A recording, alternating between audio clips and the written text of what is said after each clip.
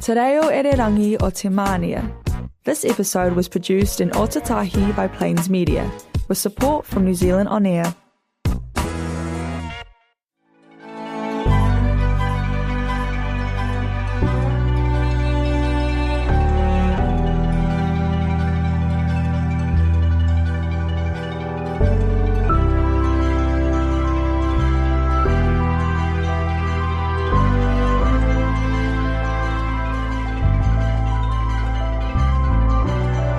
Kia ora and welcome to Emergence News. My name is Nigel and welcoming into the studio this morning, John and Peter. Good morning, gentlemen.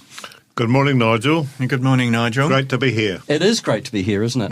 How are your knees? Are things improving on the work front in Clyde Road there?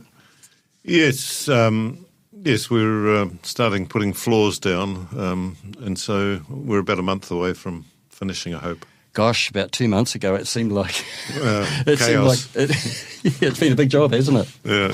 And John, how are you going, sir? How's your life? You recently married? Yes, no, life is good. That's still working, the marriage process, still working. No, things are good. We were talking before about how much joy we get out of doing this program. And, you know, we get together, we come in and we make the program and we have a laugh and we go and have coffee and food afterwards. It's been an interesting part of my life for the last 11 years, making this program. And, of course, you two have known each other since, 1988 or 89? 88, Peter? 89? Somewhere around there, yeah. Yeah, yeah. And it was changed a bit. It's actually starting to scare me a little bit. Yeah, I wasn't in your lives at that stage, and however, what's interesting is that was at the exact time that I discovered personal growth and development and meditation. In 88, 89? 89, I started doing courses, yeah, and I started meditation, and in 1992 I met my wife through our meditation group, and I met you guys through the meditation group here in Christchurch. That's right, transmission. Yeah, about 11 or 12 years ago, wasn't it? Yeah. And the radio program it's, as you say, it's a lot of fun, but it also brings us a lot of joy because we really believe in the subject matter. Yeah.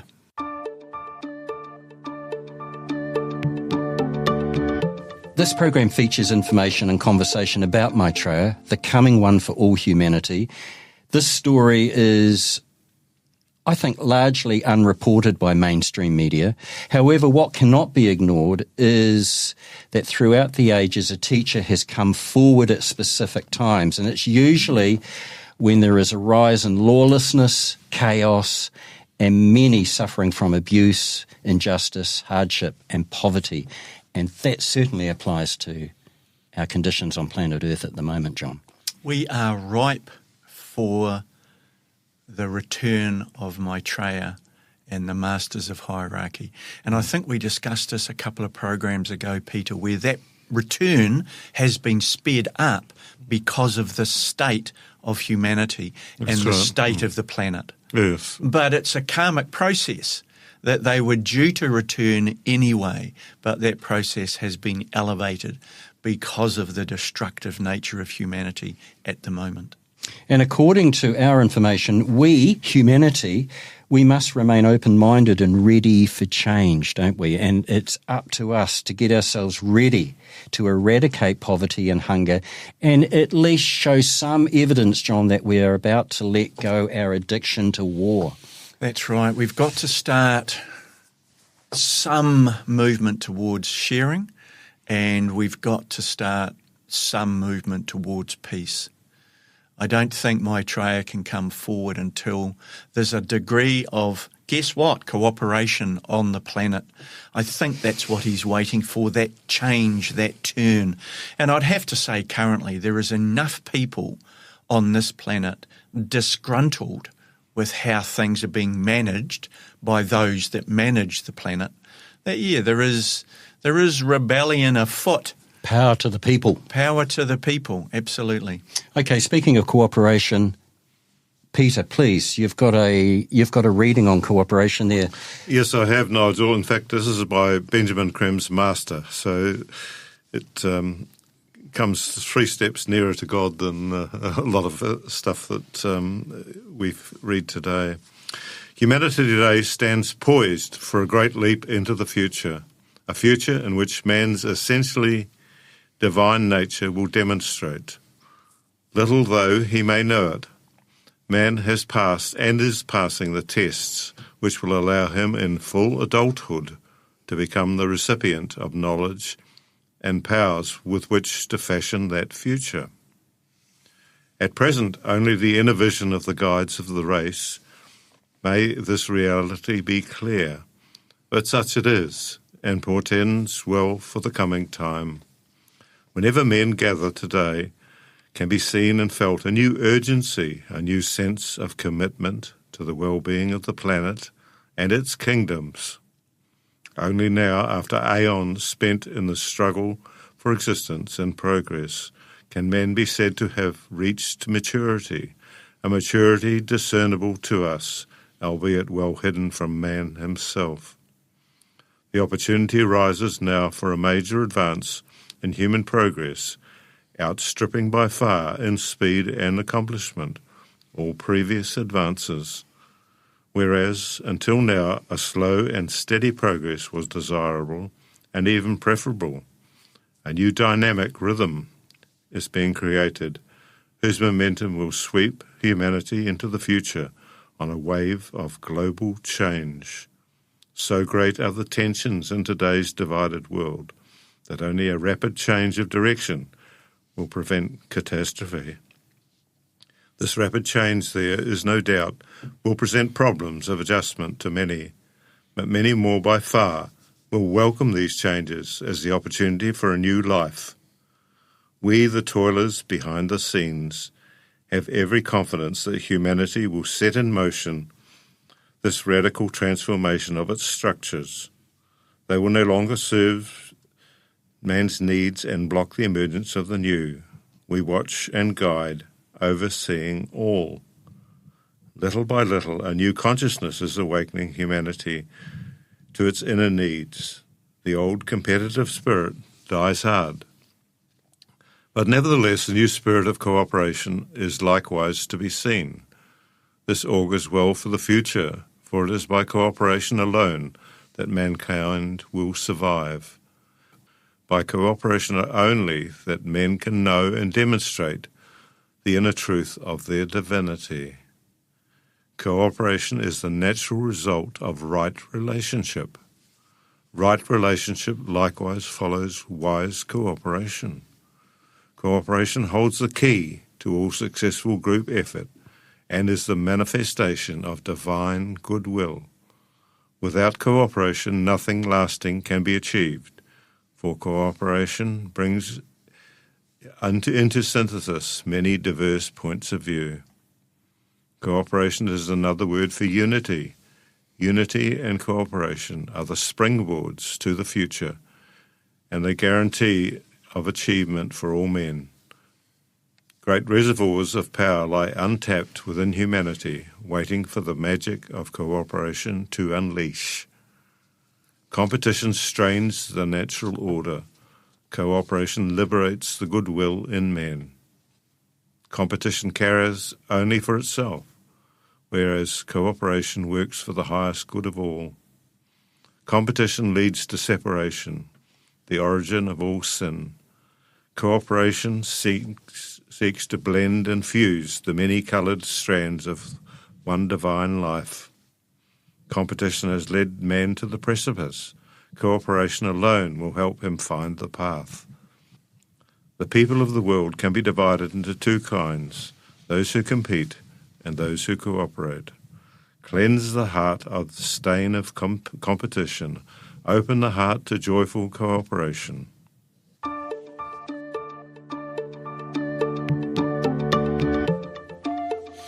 You were listening to Emergence News, and what a reading.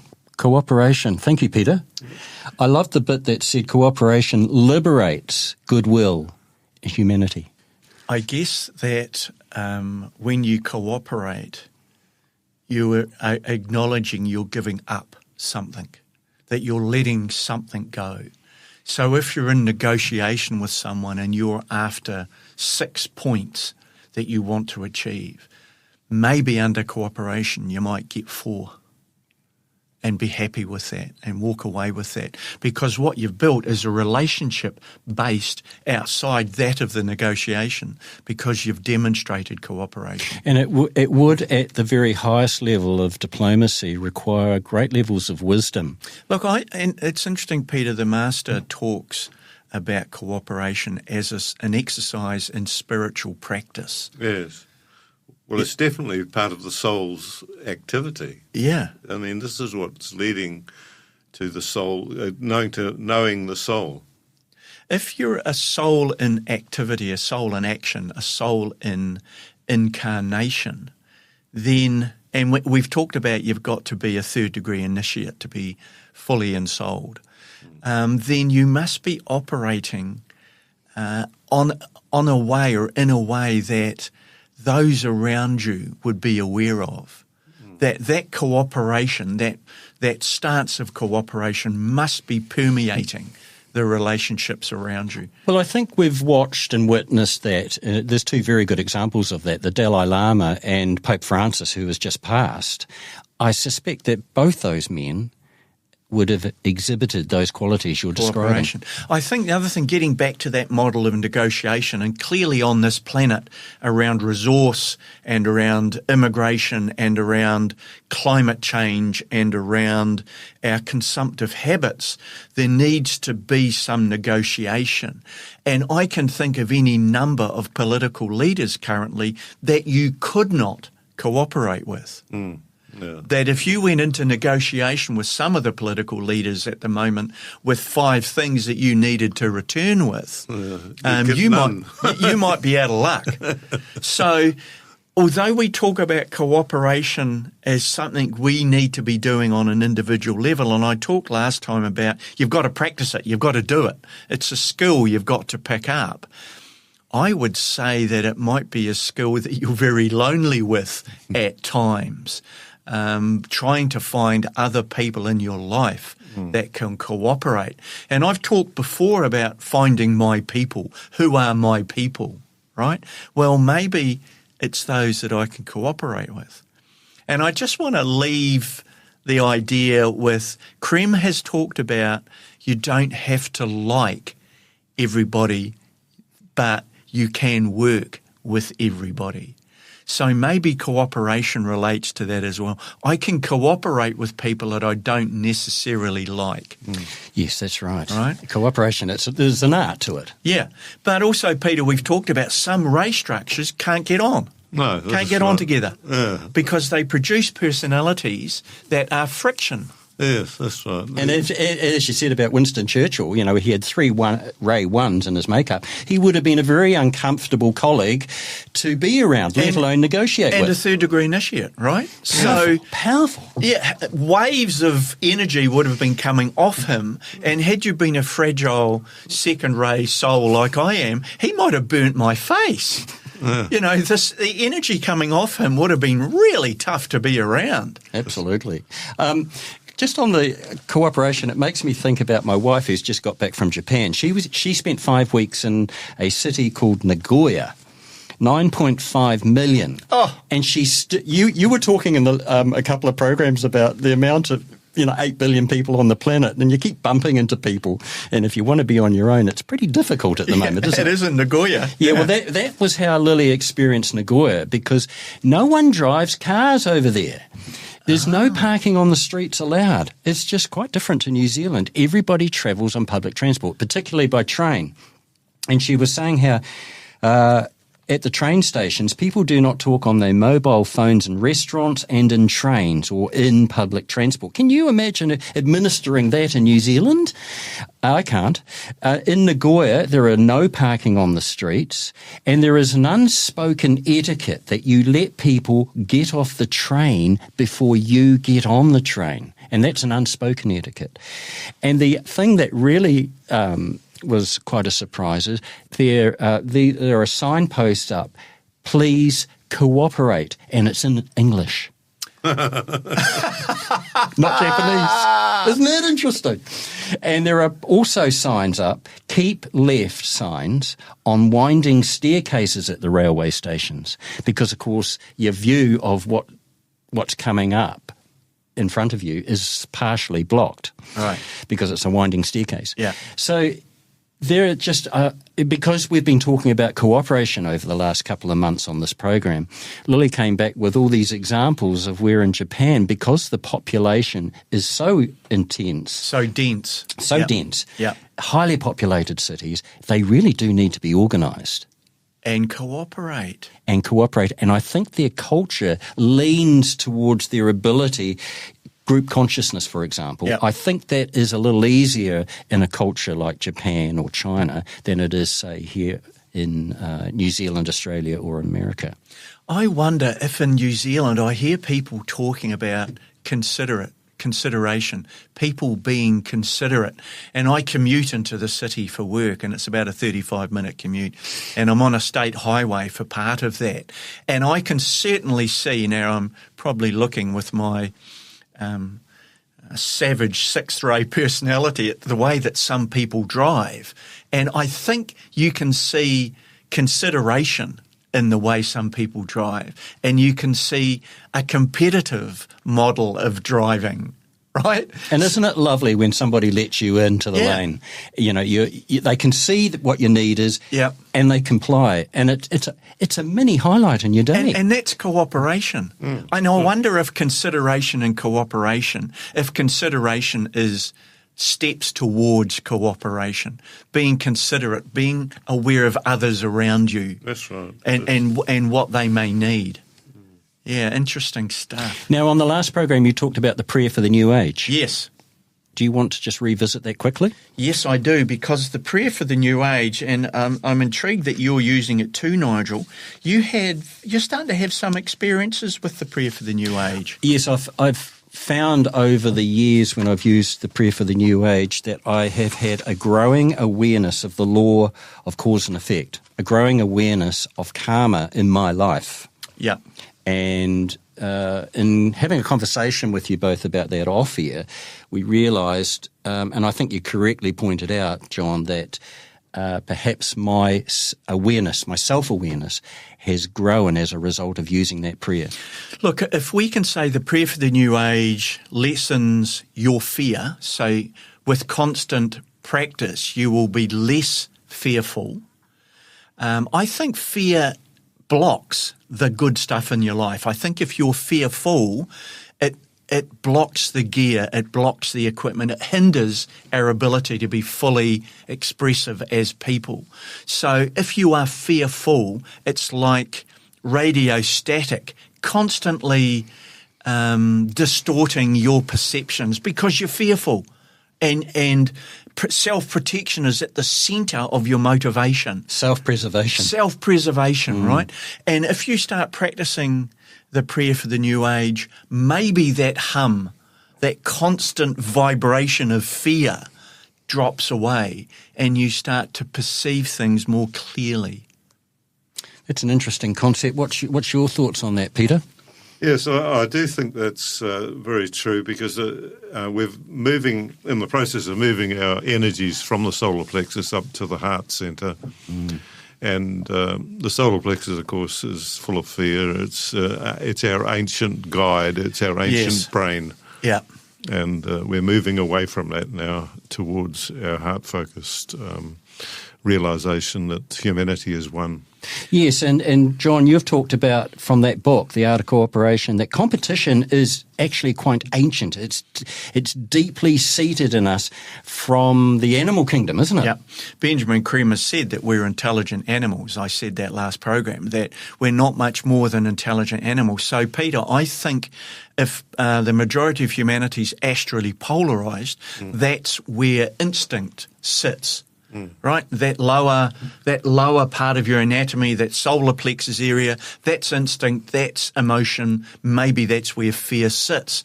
And in practicing meditation and in practicing lifting your attention higher up the chakras into the heart and into the mind, that you move away from fear to a degree.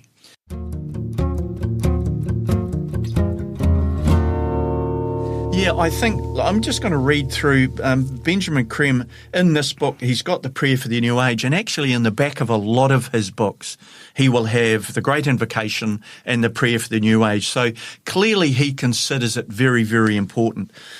He just finishes off with the most effective way to use this mantra, and he's calling the prayer for the new age a mantra, is to say or think the words with focused will while holding the attention at the Ajna center between the eyebrows. When the mind grasps the meaning of the concepts and simultaneously the will is brought to bear, those concepts will be activated and the mantra will work. If it is said seriously every day, there will grow inside you a realization of your true self. And I'd have to say to my listeners, if you're aware of the amount of fear in your life, and there is a lot of fear. You'd be staggered. Yeah. There's something you can try. And the self with a capital S. Yeah, the self with a capital S. The other thing that I often use the prayer for the new age with is Maitreya's hand card. So I will sit and say the prayer for the new age with my hand on Maitreya's hand card. Now, you used to do public talks on Maitreya and who he is, the teacher for the new age, and you used to hand out that card to the attendees at these public talks. That was at the Body, Mind and Spirit festivals. And also in St Albans, Peter, we did public talks there. I used to give out... And what happened? Okay. So I used to give out prayer for the new age, the Great Invocation and the hand card. And Share International co-workers will know what I mean by the hand card. And if you go onto the Share International website, listeners, you'll see a copy of the hand card, which you can download off that website. And it's a photograph of Maitreya's hand. On a mirror, on a bathroom mirror in Barcelona. And I used to give these out at the talks. And I was at a talk once and I gave this card out. And I said to people, sit with it with your left hand, just resting on your lap, just resting comfortably, and I'll go through the talk. And I'm sort of starting into this talk, and from the back a guy yells out, "Hey, what's happening with this card?" It's like, what? And he was saying he could feel incredible heat coming through the hand card. And I took that to mean that friction is energy, and that you would perceive some energy as warmth or heat. So he was certainly getting something from the hand card. So prayer for the new age and the hand card, two great tools to manage fear in your life. And boy, doesn't the sun shine when you're less fearful.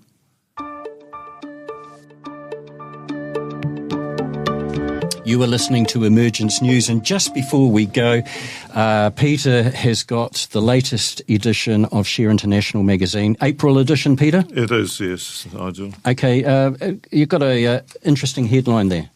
Yes, the triumph of the soul over materialism.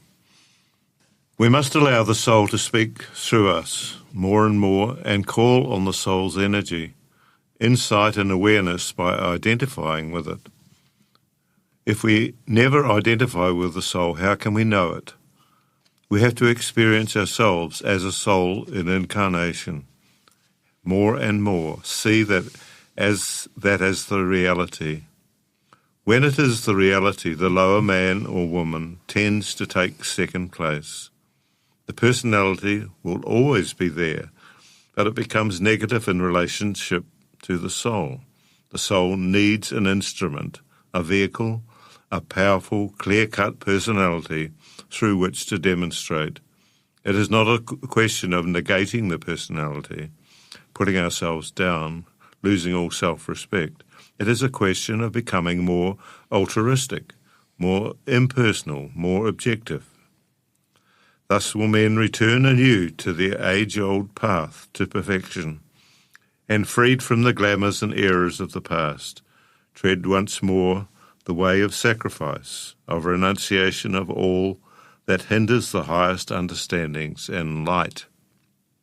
Man has strayed far from the simple path, sidetracked by the gross materialism which has lured him to the very edge of disaster.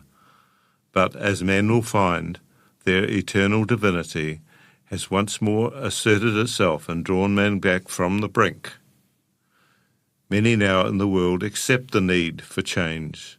except the sharing and justice are fundamental to man's progress. This realization itself will change your world. Many there are, however, who forget that man is a God, that in all men sits this divine being, and who would deny the truth. Make known, my friend, where you stand in this matter, and show your light in the world.